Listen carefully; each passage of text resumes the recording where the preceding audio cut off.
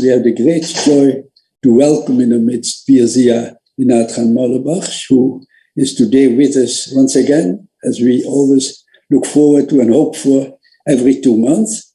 And he will be speaking on this theme, a very, very comprehensive theme, of course, very multi-layered theme of Hazrat Inayat and Sufi teachings on body, heart, and soul.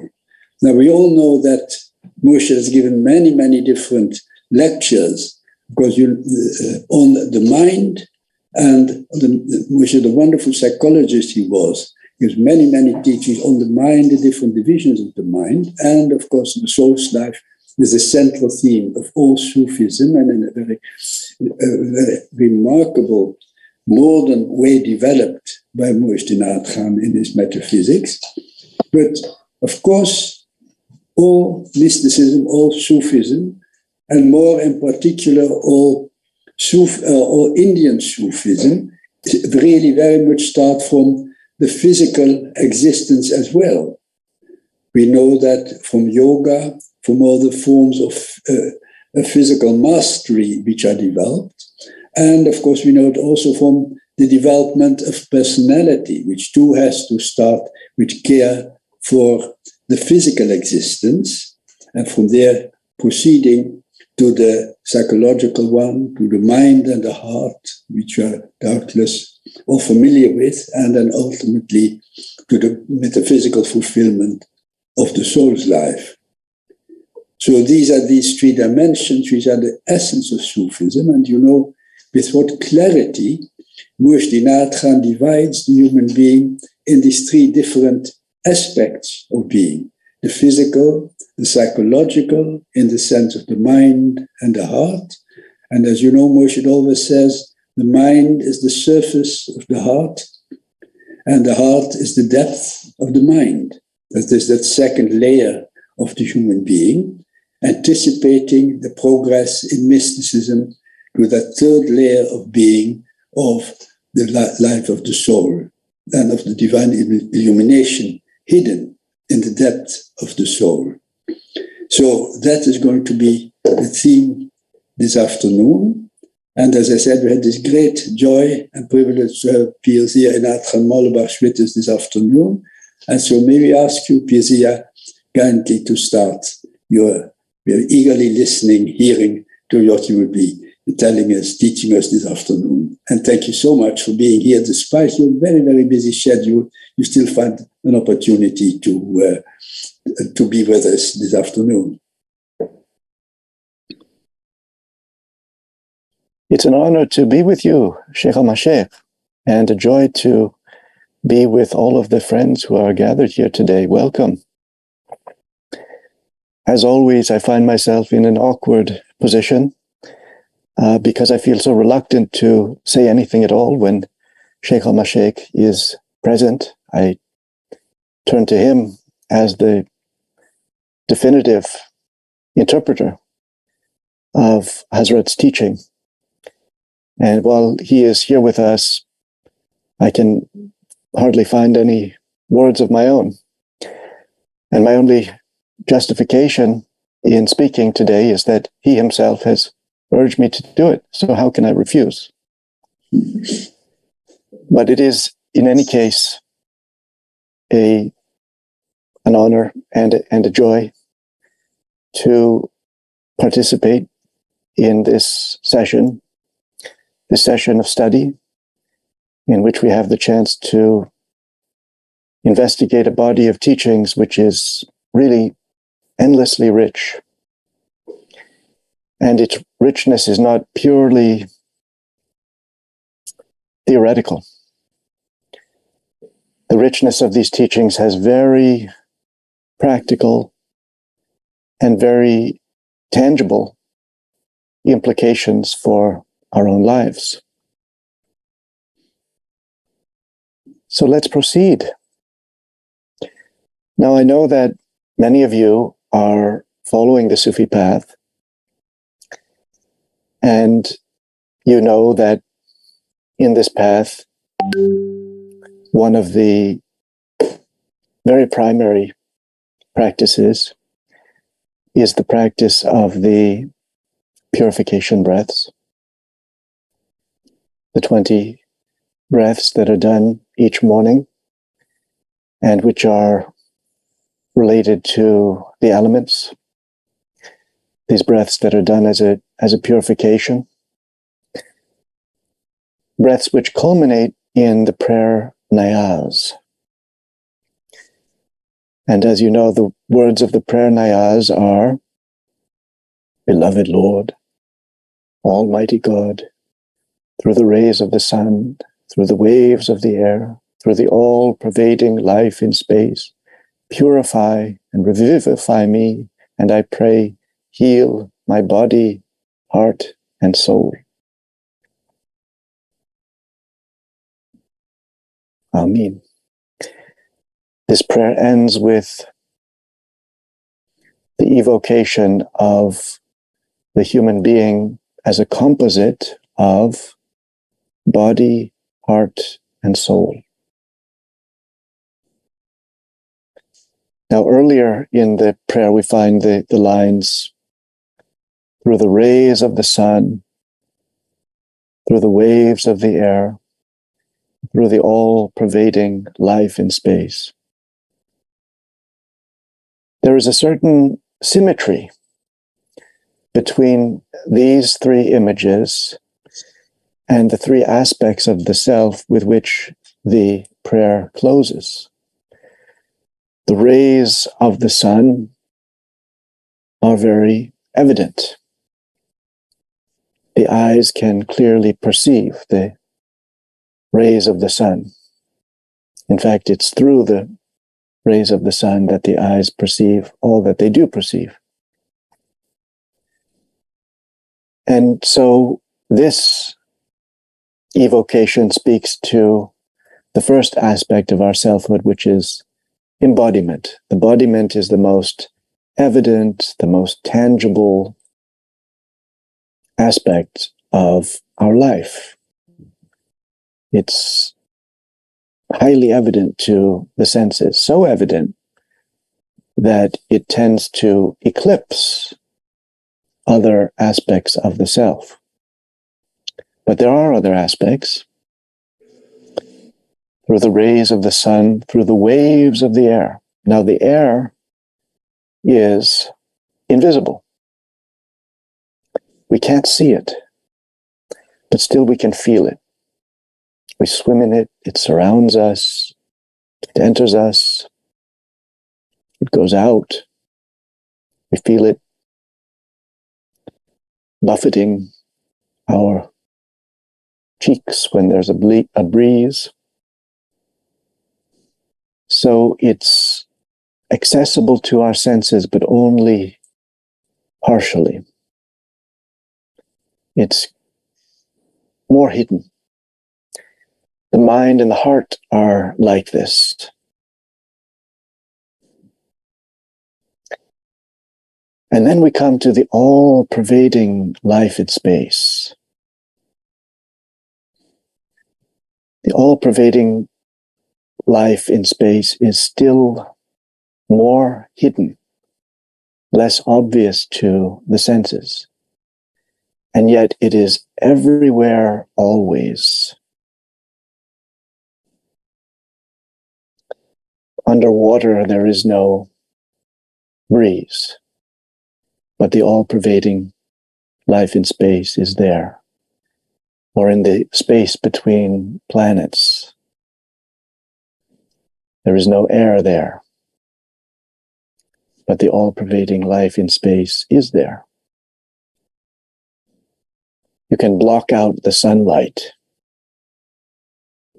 going deep underground, but you cannot block out the all-pervading life in space.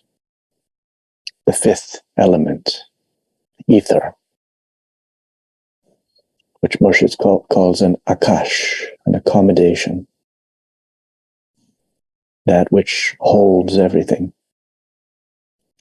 And it pertains to the life of the soul.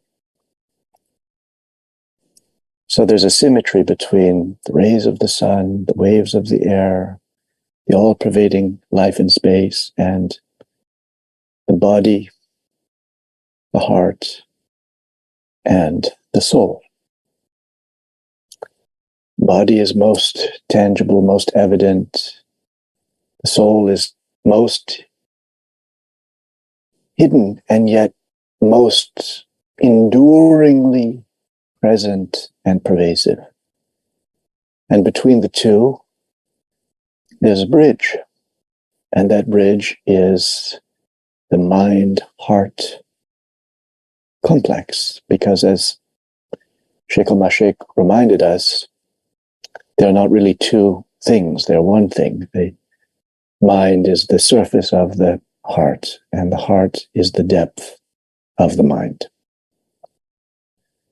So shall we investigate each of these components of our own being according to Murshid's teachings?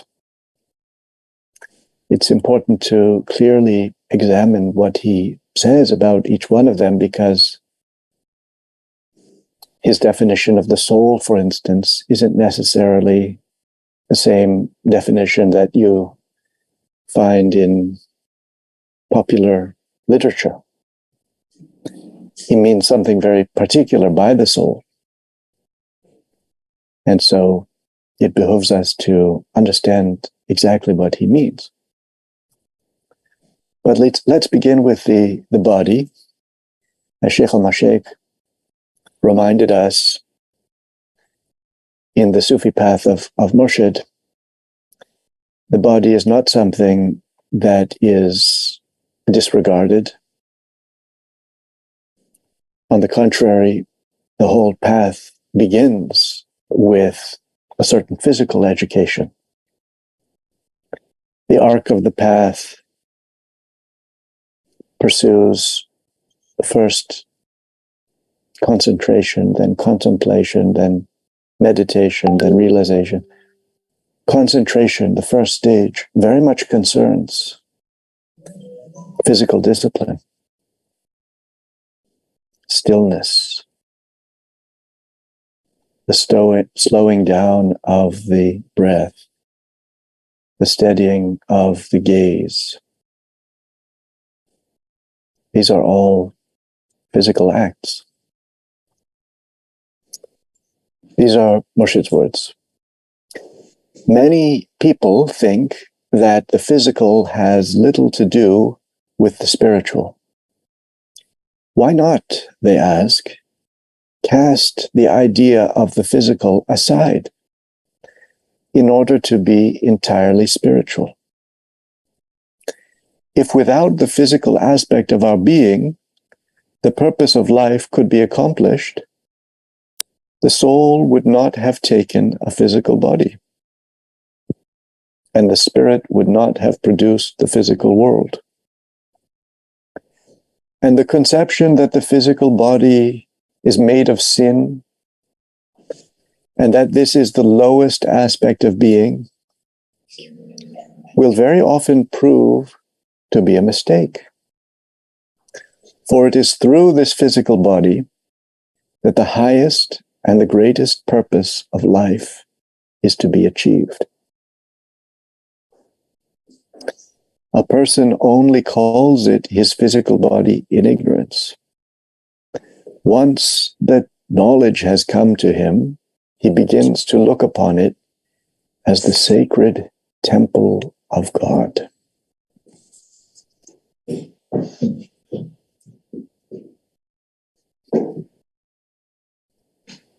Very strong and resolute statement.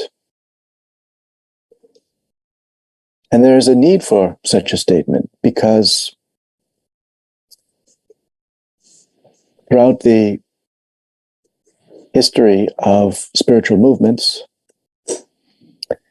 the tendency to look upon the body as a cage in which the soul is imprisoned is common. It goes back to Plato. of course, he isn't the only one to use language like that. I like to say that the body is not the soul's prison so much as its prism.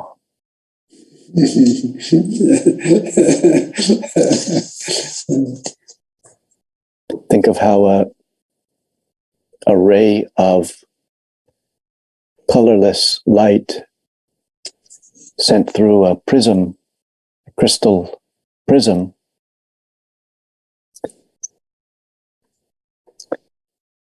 reveals a rainbow of colors. There is that in the light of the soul, which needs the body to fully explicate itself in a certain mode. That which was hidden in the soul is revealed through our embodied life. In the same way that that which was hidden in the hidden treasure, unseen, unheard, unknown, is revealed through creation. Creation unfolds the secret. In the same way, our own embodied life has the potential to unfold the secret of the soul. So one doesn't find in Murshid's teaching the kind of repudiation of matter and embodiment that is so common in so much of mystical literature. The Nirtan says, spirit is matter, and matter is spirit. The denseness of spirit is matter, and the fineness of matter is spirit. A metaphor would be water and ice. Matter is the crystallization of spirit.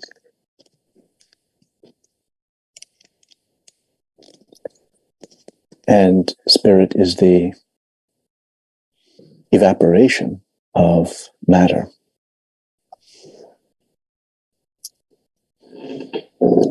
Now, speaking of the body and its cultivation, Murshid gives 5 hints, 5 indications regarding how the body is to be cultivated. The first is by means of the practice of good health.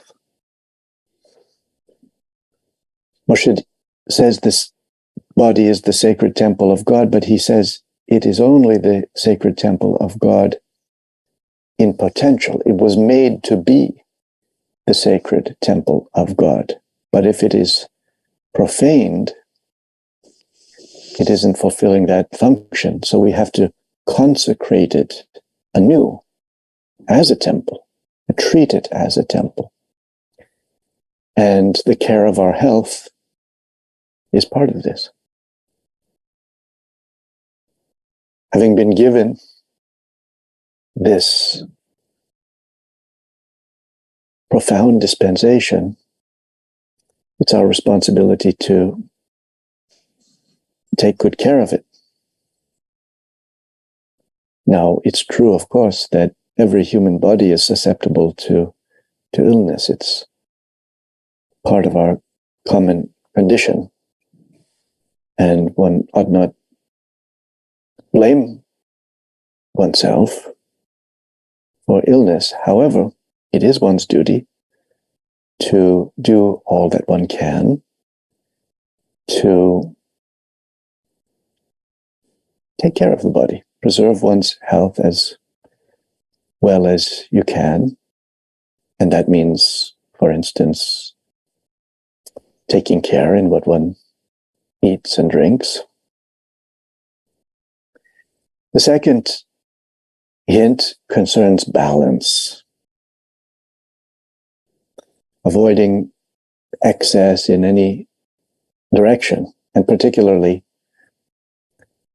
balancing activity and repose. The third hint is, Murshid calls this perfection, the perfecting of the body, which means that within the body are subtle organs and subtle channels. And these may be cultivated. They are called the lataif, the subtle centers. And when the lataif are cultivated, the body receives enhanced vitality, and all of the systems of the body enter into a deeper harmony. The respiratory system, the circulatory system, the digestive system, the nervous system, the musculoskeletal system. These systems are woven together rhythmically when the lataif are linked up. And this leads to then the fourth hint, which is that the body becomes the instrument of the soul. It's the instrument of the mind, and the mind is the instrument of the soul. So one no longer experiences the body as something monolithic and autonomous, something homogeneous and inert like a lump of clay. Instead, one experiences it as the crystallization of your soul and as the avatar of your soul. You can experience further dimensions of being working through this dimension and infusing it. And you feel your body as an instrument. And then the fifth is that you discover the mutuality of sensation and exaltation. Sensation refers to what your senses gather in, and exaltation refers to the fluorescence that follows when the body is vitalized by the soul. How sensations are sublimated and exalt your spirit through a bodily alchemy.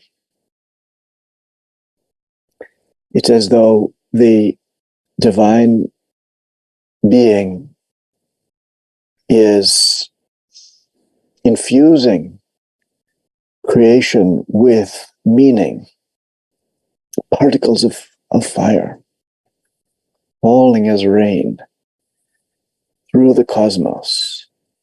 And if our senses are keen and spiritualized, we indraw this deluge of holy manifestations and lift it up through the planes in waves of glorification, so that the descending current of spirit is lifted back up into itself, and the circle is complete.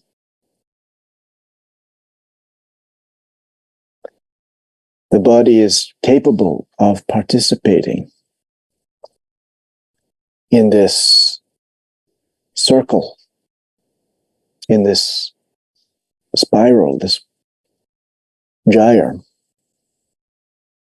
when it is attuned.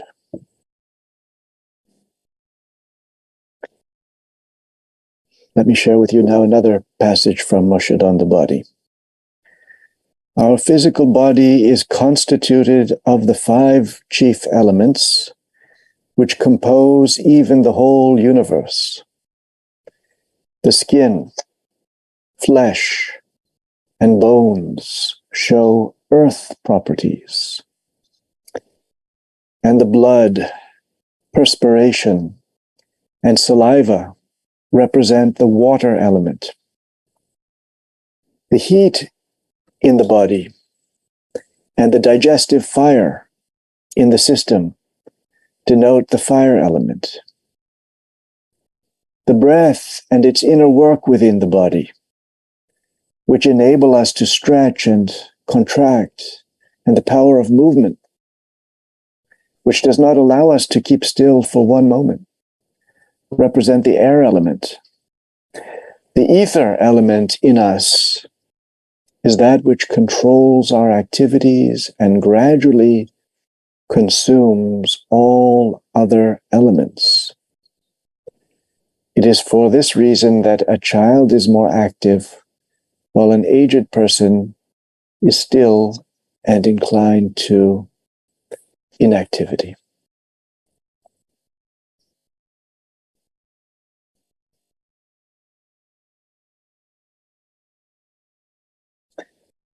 So Murshid is speaking here of the body as a microcosm, alem-e saghir, a little world. The cosmos is the great world, and this body is the little world, a holon, in which the nature of the whole is reflected in miniature. All that is outside of us is within us. That is the privilege of this incarnation, to be a little world. And there are continuities between the little world and the great world. The elements represent these continuities. Our bones and our flesh are stone and clay. Our blood is water. Our heat is fire. Our breath is wind. And sustaining all of these 4 invisibly is space itself. And it's so interesting to see how Murshid speaks of that ether element more and more predominating as you go through life, as the elements refine themselves and dissolve themselves and cede their authority over to the enduring authority of space itself. Murshid speaks of how in quiescence, in old age, one starts to slow down. You might also find in the eyes of a wise elder, there's a certain transparency to spirit and ethereality. The very body becomes glassy, diaphanous. We can experience this process at work in all of this, the ether dimension more and more pronouncing itself. Now, even while Murshid speaks of the significance of our embodied life, the value of the body, the value of the senses, the body for Murshid is not absolute, and the story isn't finished when the body dissolves. The soul lives on, even when this particular instrument perishes. So he says, the connection of the body and the soul is like man's attachment to his dress. It is man's duty to keep his dress in good order, for he needs it in order to live in the world. But it would be ignorance if he thought his dress to be himself.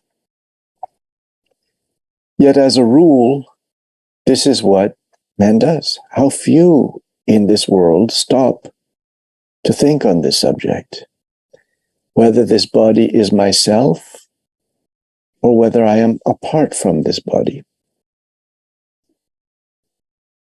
whether higher or greater, more precious or longer living than this body.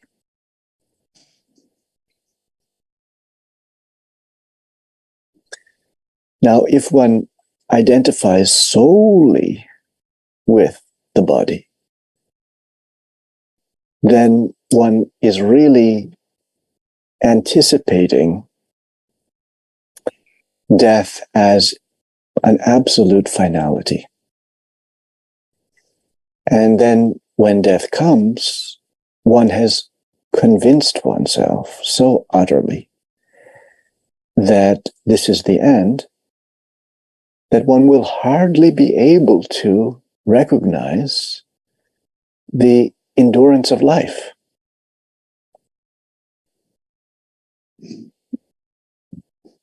Moshe tells a funny story in this regard of a man lying on the side of the road who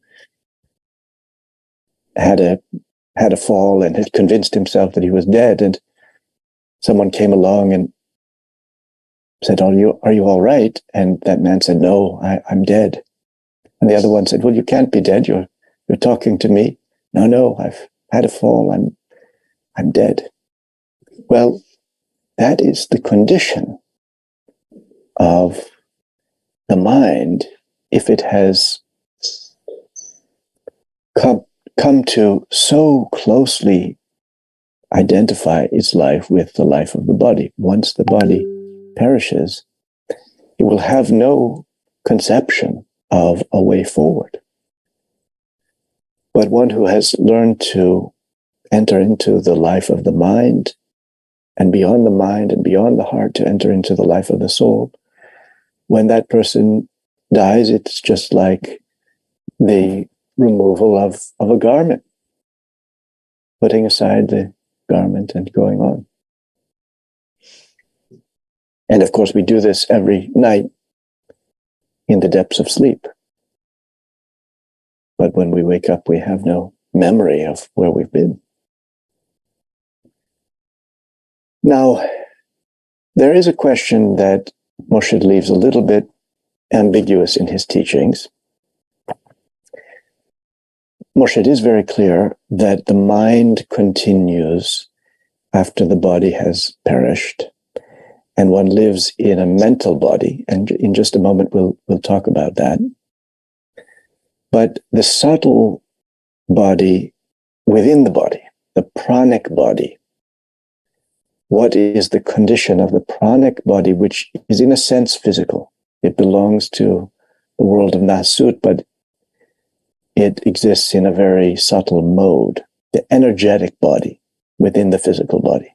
Not visible, but nonetheless related to the world of physical manifestation.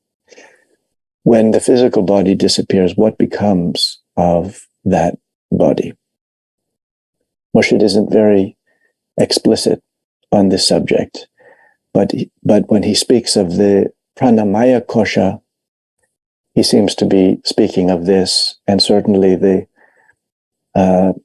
lataif, the subtle centers, which he speaks of, in which the training involves the cultivation of.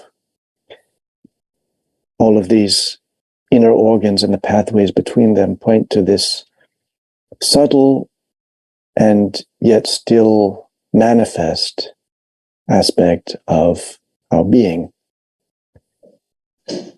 In traditional Sufi terminology, it's called the nasama. And it is sometimes conceived of as remaining in the environs of the place where the person has been laid to rest.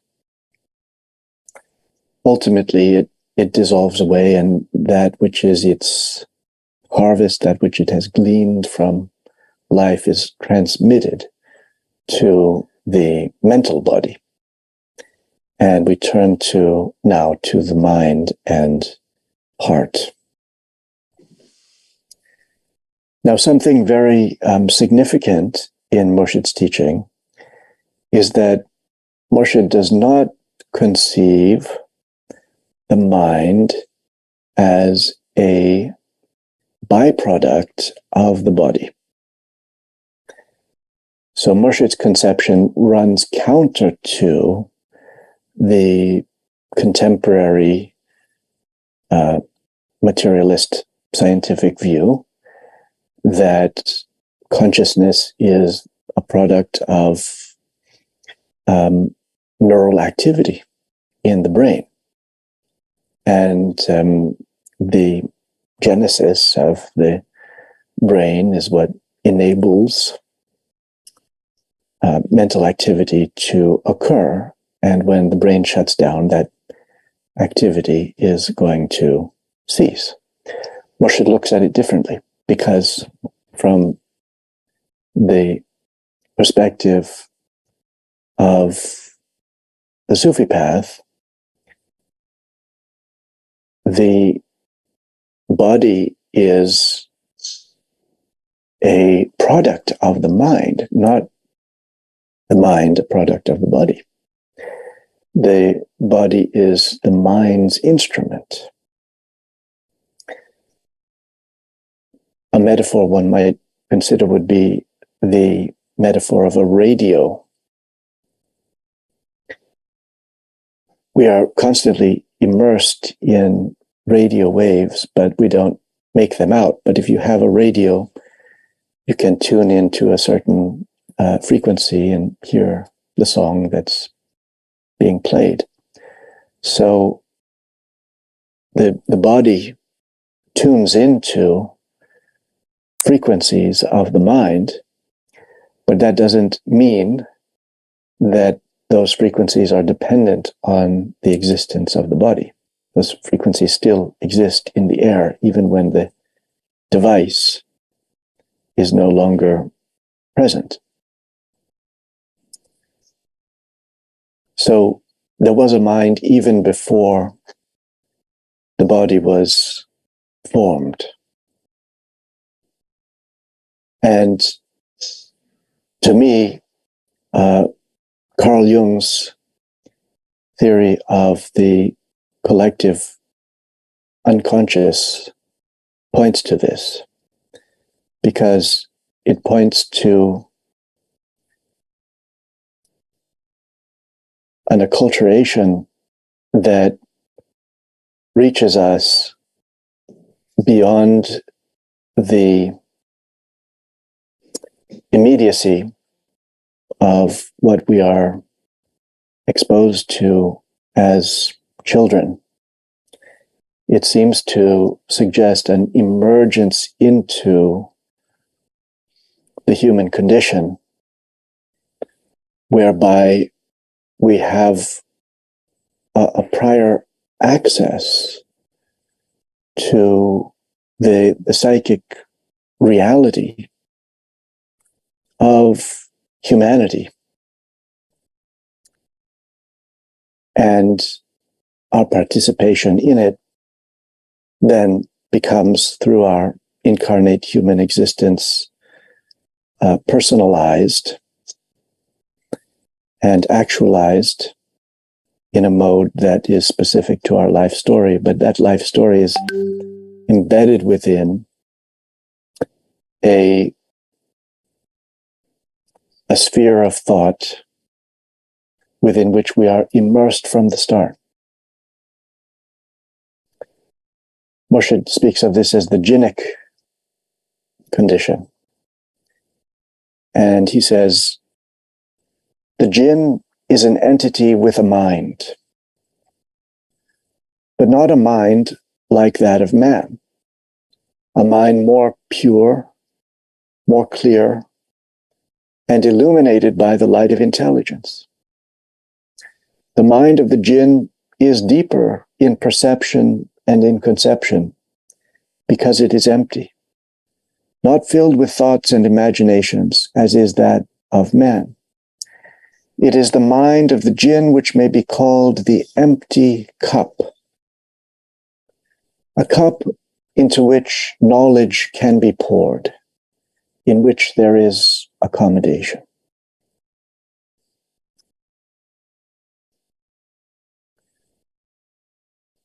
So one could think of the jinnic sphere as being like the office of an architectural firm. Our Sufi center here in Richmond, before it became a Sufi center, was an architectural firm, and we visited, and we could see the desks where there were papers laid out, and on the papers were all kinds of templates, blueprints for buildings yet to be built. So the jinn sphere is such a place where the blueprints are all laid out. It's a world of pure mind. Now, whatever is going into those buildings has already been decided there, or at least hypothesized. However, we all know that there's a difference between looking at a blueprint and looking at an actual building of stone and mortar. That's the difference between the jinn sphere and the human condition. There are more possibilities there, more flights of fancy. But this physical realm is the realm where ideas are actualized in a manner that allows us to touch them. So mind begins in the jinn sphere, and our mental life then is furthered through incarnation. But it's a primary point, and one that ought to be remembered, that for Murshid, consciousness comes first. Consciousness isn't a byproduct of matter. Matter is the crystallization of consciousness.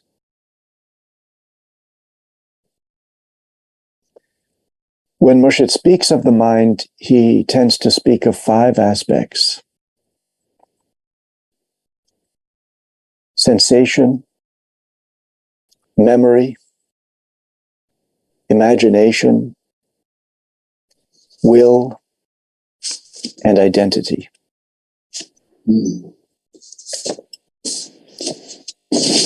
There's so much that we can do to understand ourselves by understanding these 5 aspects. We can look at them one at a time and inhabit them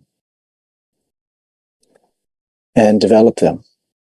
The first, sensation, presence, being with your experience as it happens right now, in this moment, in this place.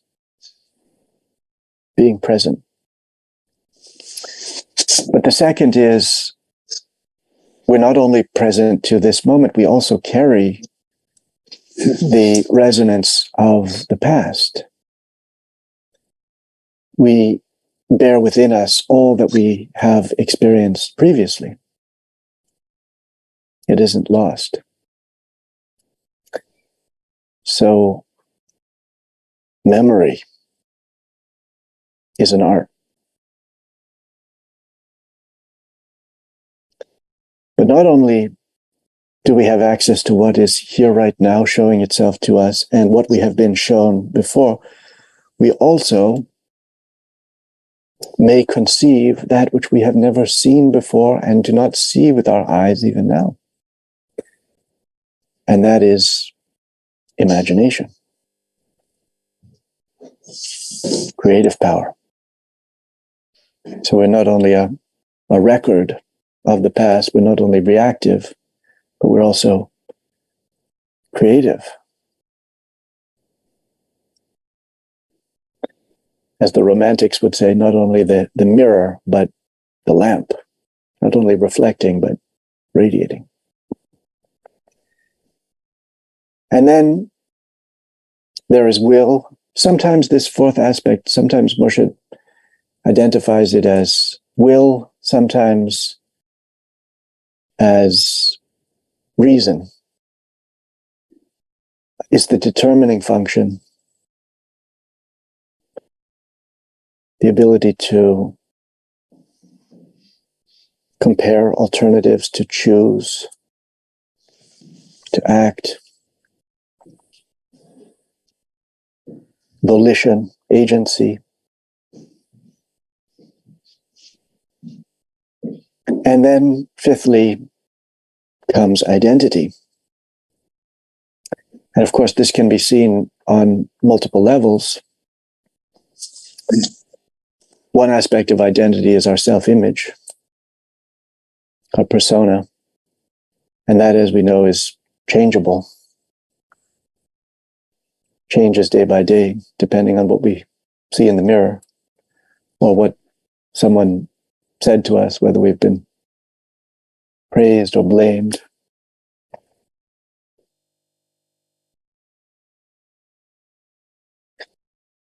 Can't remember who it was, but there was a Sufi saint who said,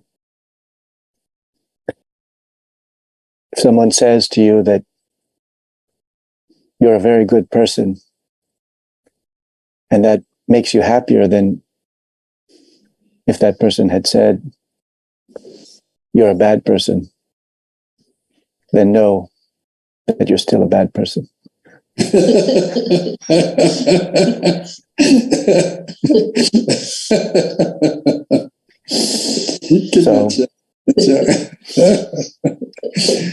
So we are very susceptible to people's opinions about us, and it creates a self-image.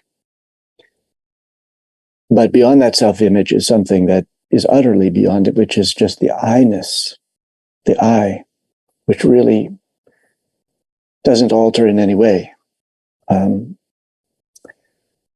regardless of what other people think about you, or even what you think about yourself. It's just a sheer, luminous presence. And this brings us to the soul, because that's really what's shining through in the essence of our identity, the sheer, simple I-ness of the soul shining through the mind.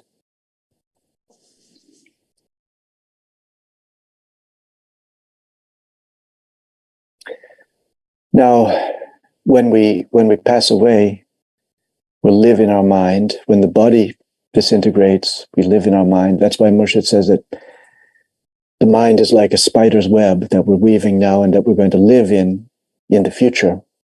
We're going to live within our own thoughts.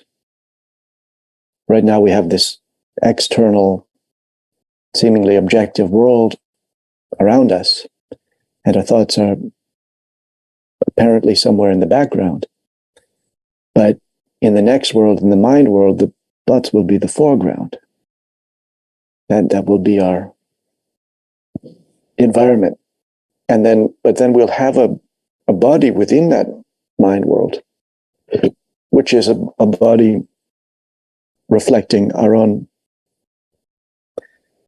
self-identification or idealization. So Murshid says, there is a reflection of one's body fallen upon one's own mind. But this reflection fallen upon mind is not only a reflection, but an impression. this impression forms into an object, not necessarily into a mental object nor in a physical object. It forms into an object which is a substance and yet not a substance. In Sufi terms, this is this object which is formed and born out of reflection.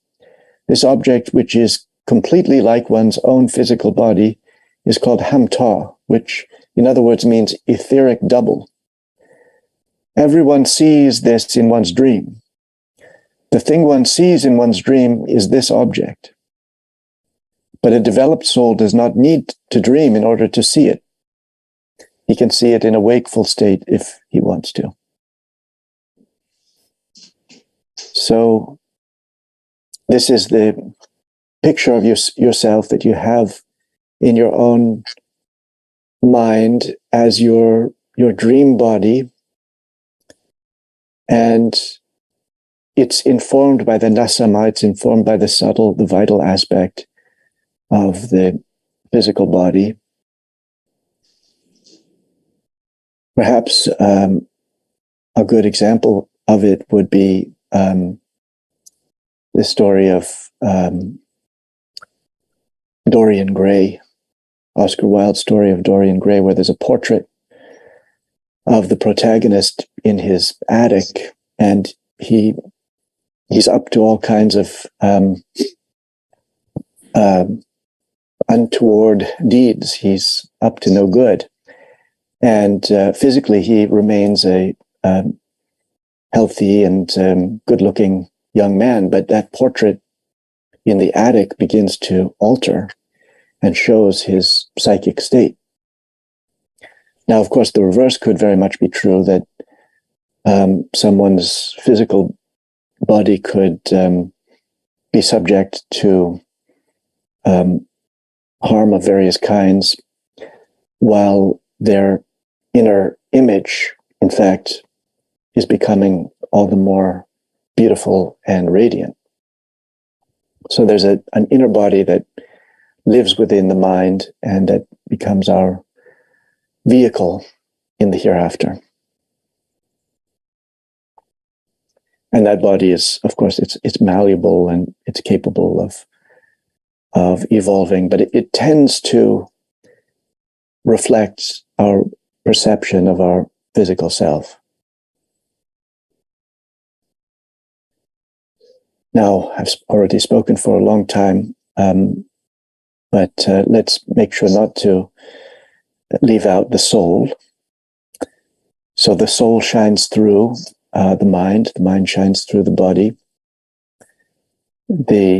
Sometimes the Sufis speak of the soul as the rider, muraqib, the rider of the body. Or sometimes the soul is described as the perfume and the body as the flower. The perfume pervades the flower. You can't find it in any one place. It pervades the flower and ultimately lives on beyond the life of the flower when the petals crumble if you've extracted the perfume. The soul is the ruh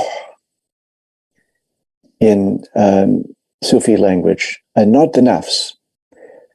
The nafs pertains to our mental existence. And I will say that in a lot of psychological writing, the soul is identified with what we would call the nafs. So psychology itself refers to the psyche, but the psyche is the nafs.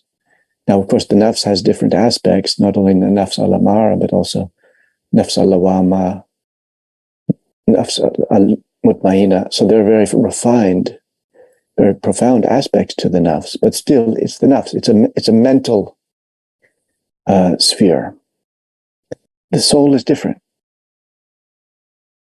So, sometimes someone will say, well, I'm exploring my soul through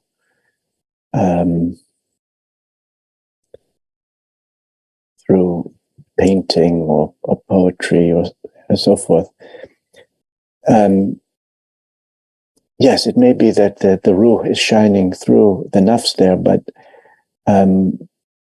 myth and the evocation of symbols and so forth is not it's not really of the soul itself, because the soul itself transcends images.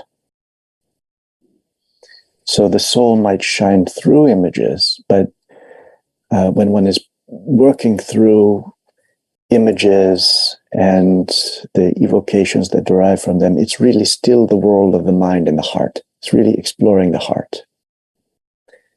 So when we speak of working with the psyche, tapping into the deeper currents of the psyche, that's working on the heart. It's working on the nafs and the qalb. But the ruh, now, the ruh is something different. It shines through, yes, it shines through the heart, it shines through the psyche, but the ruh in itself transcends images, transcends form. It's the Atman. It's that simple, sheer, luminous essence. In Sanskrit terminology, it's not the buddhi, it's not the mind, but it's the Atman. And in Greek, I think you would say it's the nous, rather than the psyche, the psyche, or the pneuma. It's not the vital elan vital surging through the body, although it infuses that. It's not the mental activity, although it infuses that. It's something absolutely primary, timeless, placeless. And therefore, when we speak of it, we usually end up speaking in highly metaphysical terms that aren't ultimately philosophically precise. And even Murshid does this because one sometimes has to do it just to say anything at all. For instance, to speak about the soul's journey. The idea of the soul traveling. That's just a figure of speech. The soul can't journey from one place to other because it's everywhere at once, timeless and placeless. So speaking of the soul's journey is metaphorical. Everything that happens within the soul, not outside of it. And Murshid is very clear on this when he says, did I pass through life? No, life passed by me. That's the perspective of the soul. The soul isn't participating in a story. The story is taking place within the soul.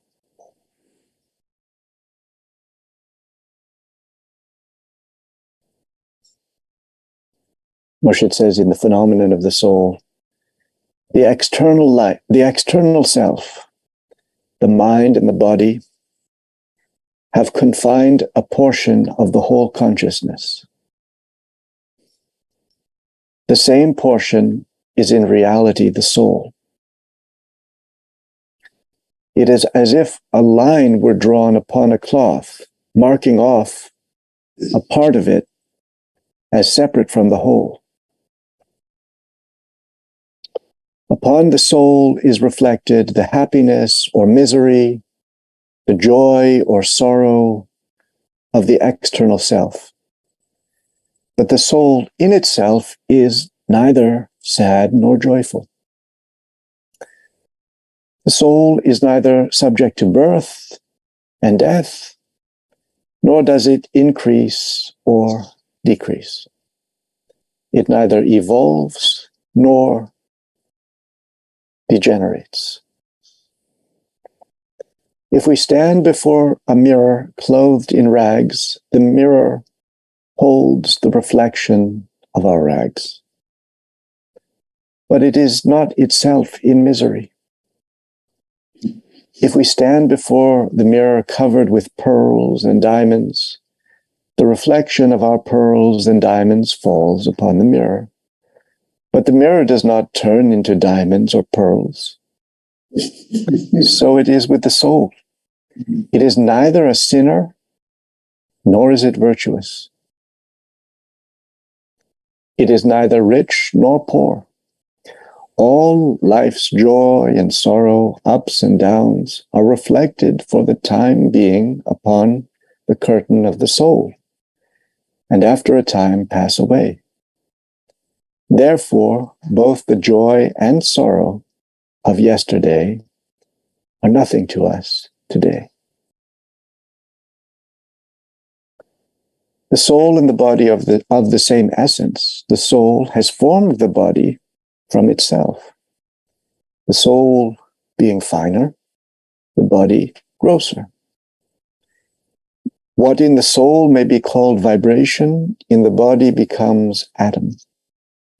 The soul has become mind in order to experience more. It has become body in order to experience still more concretely. Yet the mind is independent of the body, and the soul is independent of both mind and body. The soul sees through the mind and the body. The body is the spectacles of the mind, and the mind is the telescope of the soul. The body is the spectacles of the mind, and the mind is the telescope of the soul. It is the soul that sees, but we attribute sight and hearing to the eyes and ears. In absence of the soul, neither the body nor the mind can see. When a person is dead, the eyes are there, but they cannot see. The ears are there, but they cannot hear.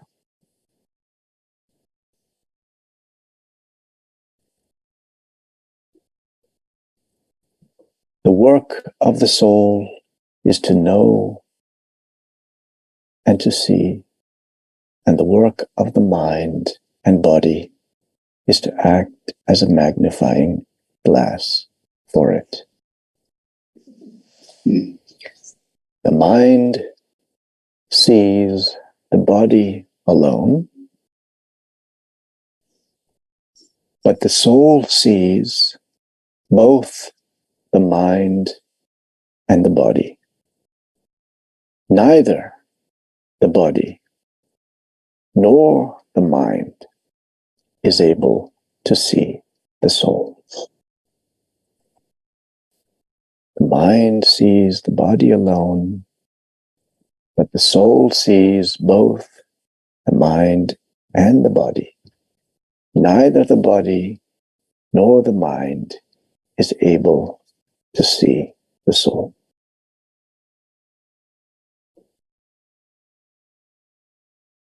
And with this, perhaps we could take some moments in silence and then say together the words of the prayer, Nayas.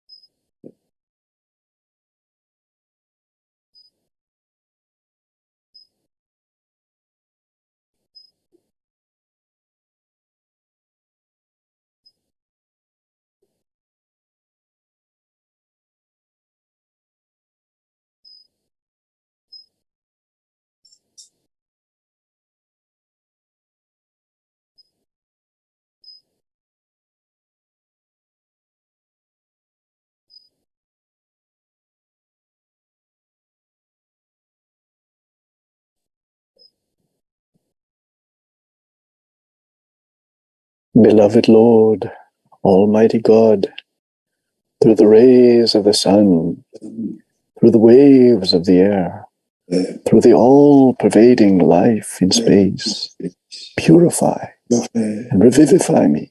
And I pray, heal my body, heart, and soul.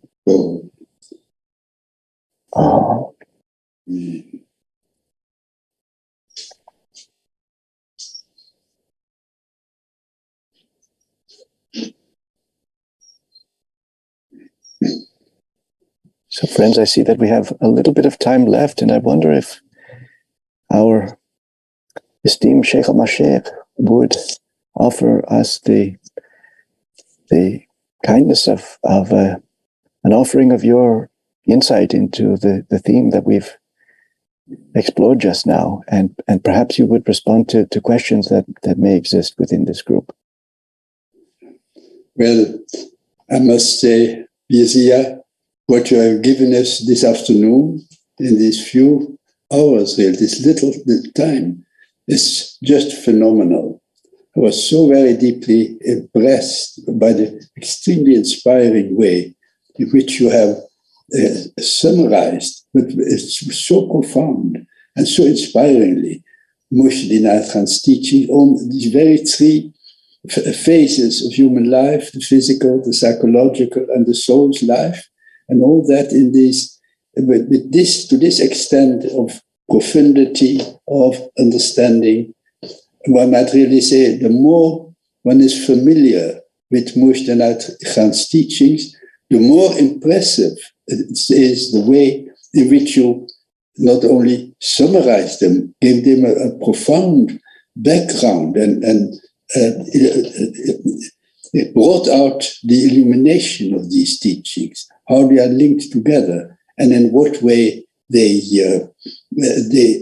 illuminate and lead us, the Murids, and anybody open to this precious wisdom. And as I say, the way you did it reflects not only your wide knowledge and grasp, but your veritable experience of everything which Inayat teaches us. And that gives that kind of sense of fulfillment and fullness of inspiration, of joyous perception, which you have transmitted to all of your listeners this afternoon.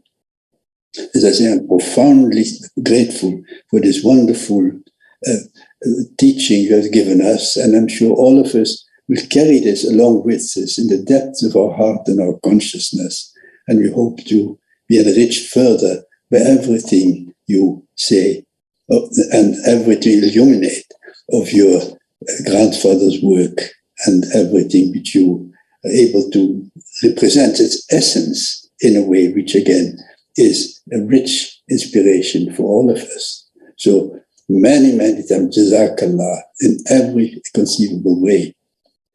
There's nothing I would presume to add to, again, overshadow the inspiration you have given us this afternoon by any further comments. All of us carry in our consciousness, in our hearts, that joyous and inspiring impression of everything you have given us. And so thank you so very much for all this. Well, as you say, if there's any time and there are any questions anybody might wish to ask, of course, the time is now.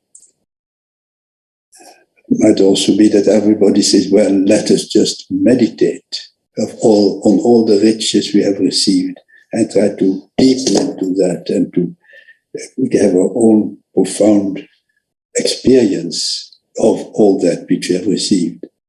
But again, if there's anybody who would wish to make any kind of question or a remark, then of course, maybe the time is now.